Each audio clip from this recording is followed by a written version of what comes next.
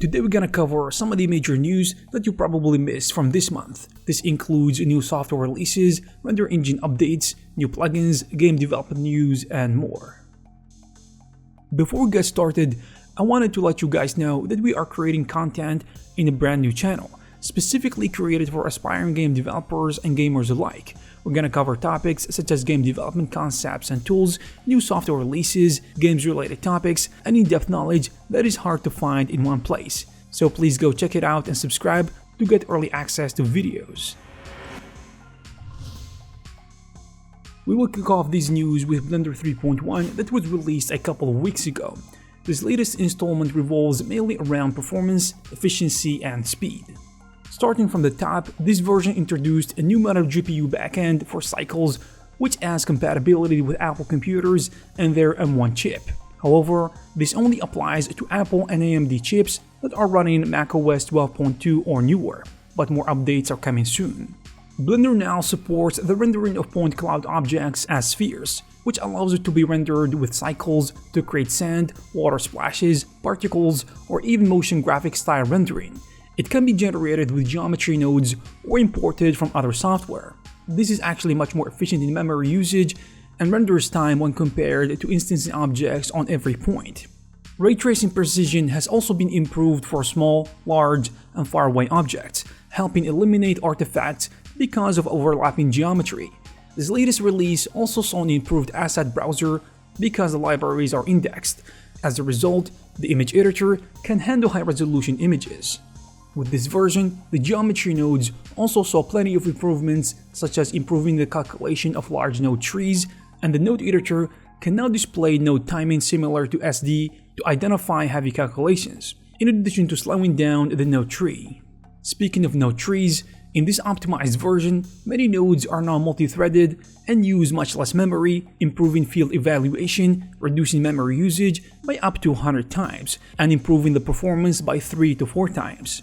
Another awesome feature in geometry nodes is the context-aware search menu when dragging links, and there are even better features applied across the board to the shader editor, compositor, and texture nodes.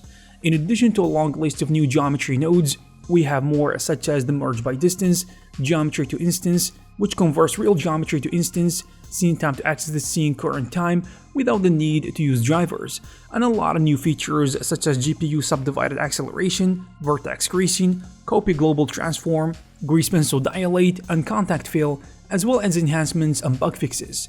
If you want to check the full list of features, you can check the link in the description below.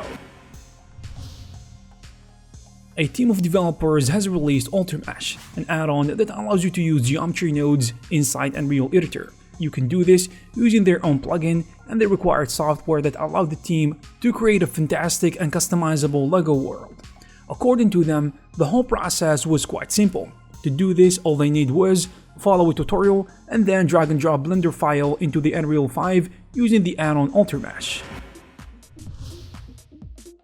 3D Flow announced the release of 3DF Zephyr 6.5, the latest version of its photogrammetry tool with its state-of-the-art structure for motion technology, making it more accurate and a lot faster.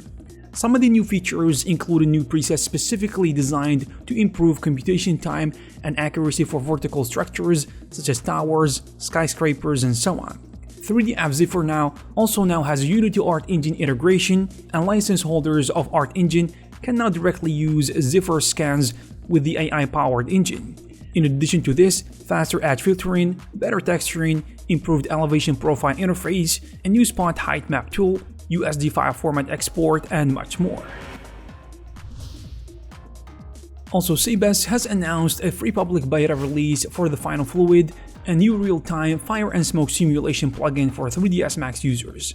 The plugin runs on NVIDIA GPU cards only, using a dynamic Eulerian fluid simulation system to create advanced smoke and fire effects, leveraging a sparse voxel grid within an unbounded simulation domain. Its solver dynamically allocates simulation blocks in a way so it uses only memory in active resident regions of interest. By doing this, Final Fluids removes a long-standing restriction of GPU fluid solvers. If you are a 3ds Max user, you can join a Final Fluid free beta by following the link in the description below. Following the release of Blender 3.1, a new version of B4Artist is now available for download.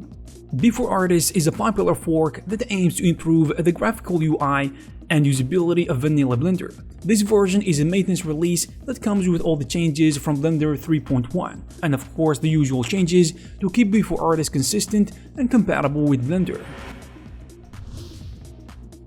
Recently, a free script of 3ds Max has been released that can create buildings by assembling and slicing pre-built components along splines or using a bounding box. Building generators allows faster production of complex assets, especially ones with repetitive patterns such as buildings, game levels, bridge construction, railings, or interior walls.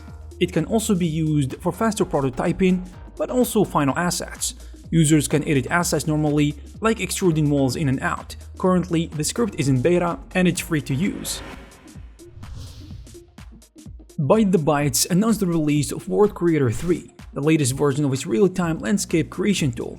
The new version has been redeveloped from scratch to remove all Unity dependencies, which the previous incarnations were built on. This version has been optimized with an improved workflow, plus more tools and features compared to all previous versions of World Creator. Despite this, not all features from version 2 are available and ported, and the old version remains available for those users that really need them. Act3D released an update for the 3D rendering software for architects, Lumion 12.3. This update will allow you to customize materials and add a volumetric light effect to Omni lights. Furthermore, pro users can now use the new volumetric light effect for Omni lights to make the scene look more realistic and believable. The Renderman team developed a practical script that will allow you to quickly and easily export Adobe Substance Painter materials directly into Renderman presets browser. In the Substance Exporter, you can choose which shader of Renderman you want to export your materials, whether it would be Llama, the XR Surface, or Disney. The script, however, has some limitations such as Substance Painter Project that must use PBR Metal Rough shader, and normals must be in DirectX format, and opacity channel is not yet supported. Epic Games has announced the acquisition of Bandcamp, the well-known marketplace community and publishing platform for independent musicians.